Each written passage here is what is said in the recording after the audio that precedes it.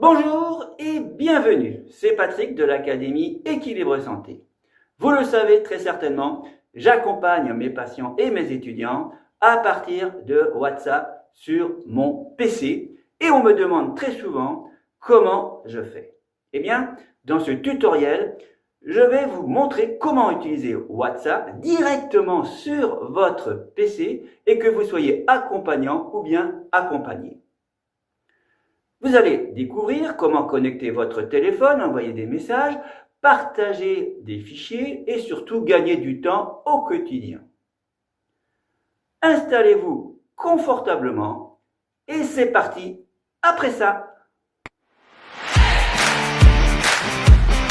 Bonjour tout le monde et bienvenue dans ce nouveau décryptage. Bon, on plonge directement dans le vif du sujet. Aujourd'hui, on va transformer un outil qu'on utilise tous les jours en un véritable allié pour la santé. On parle bien sûr de WhatsApp, mais spécifiquement de son utilisation sur un ordinateur dans le cadre d'un entretien avec un consultant en pratique naturelle de santé. On le sait bien, la réussite d'un tel échange ne dépend pas uniquement de l'expertise du praticien. Ça dépend d'abord de la mise en place d'un environnement ultra serein et techniquement stable.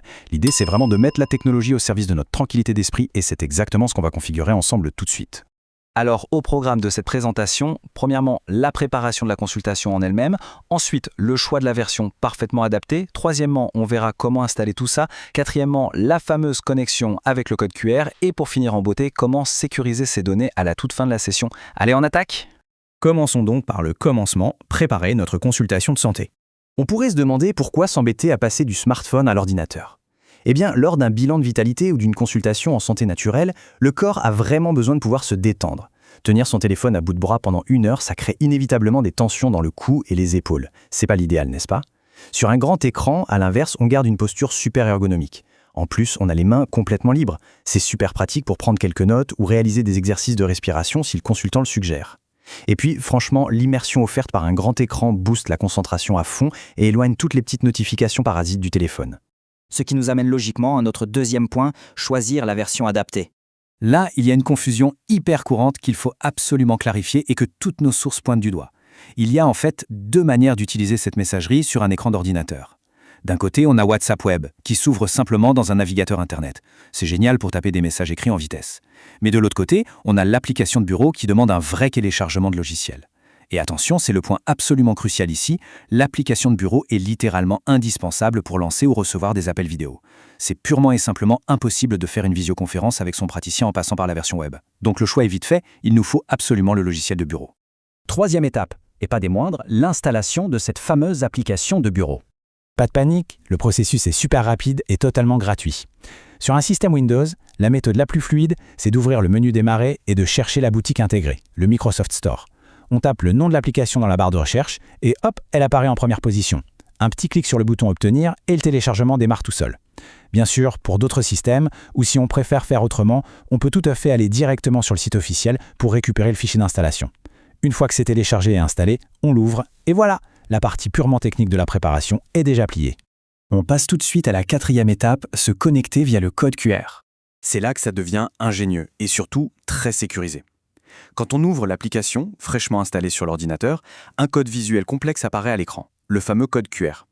À ce moment-là, on dégaine son smartphone, on va dans les paramètres de la messagerie et on cherche la section qui s'appelle « Appareil connecté ». Et là, un truc super important à noter sur la sécurité.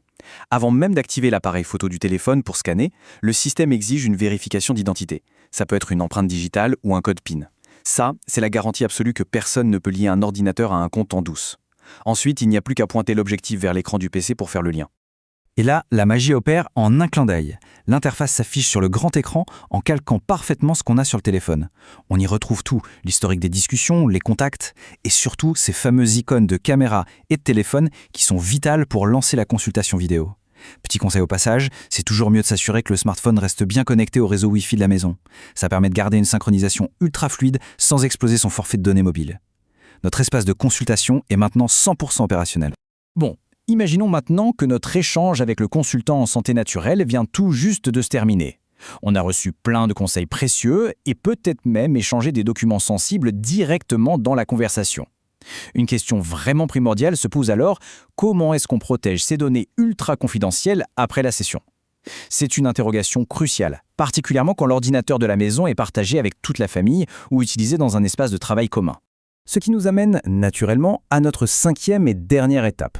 Sécuriser la fin de la session. Attention, c'est l'erreur classique. Il faut bien comprendre que fermer simplement la fenêtre du logiciel sur l'ordinateur avec la petite croix rouge, ça ne suffit pas du tout pour déconnecter le compte. Pour couper définitivement l'accès et s'assurer que personne ne viendra fouiner dans des échanges liés à la santé, il faut absolument dissocier l'appareil. La méthode la plus blindée, on l'a fait depuis le smartphone. On retourne dans ce fameux menu des appareils connectés et là on voit la liste de tous les ordinateurs liés au compte. Il suffit de sélectionner le PC familial ou pro et de tapoter sur l'option de déconnexion. Immédiatement, bim, la session sur le grand écran se ferme et affiche à nouveau un code QR vierge. La confidentialité est restaurée en 1 seconde. Pour boucler ce décryptage, gardons bien en tête qu'un accompagnement en santé naturelle, ça demande d'être serein et totalement présent. La technique ne doit jamais être un mur, mais plutôt un pont. En appliquant ces quelques étapes, depuis le téléchargement de la vraie application de bureau jusqu'à la déconnexion minutieuse après l'appel, la technologie devient complètement invisible. Elle laisse toute la place à l'humain et au bien-être.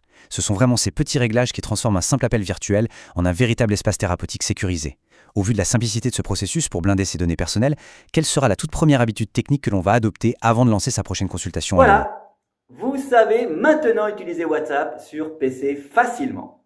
J'espère que ce tutoriel vous aura été utile et qu'il vous fera gagner un temps précieux dans votre quotidien, que vous soyez accompagnant ou bien accompagné.